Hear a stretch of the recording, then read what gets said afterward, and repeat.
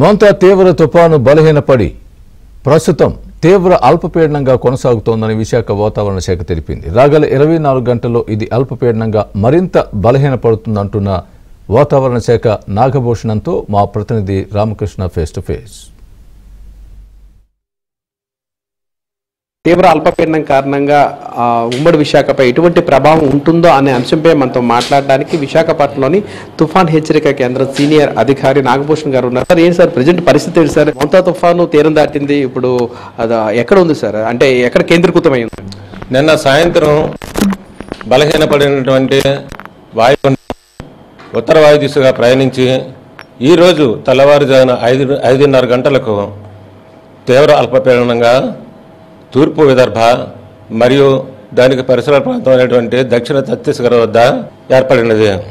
ఇది అదే దిశలో అనగా ఉత్తర వాయు దిశగా ప్రయాణిస్తూ అదే తీవ్ర అల్పపీడనంగా అదే ప్రాంతం అంటే తూర్పు విదర్భ మరియు దక్షిణ ఛత్తీస్గఢ్ వద్ద కేంద్రీకృతమై ఉన్నది.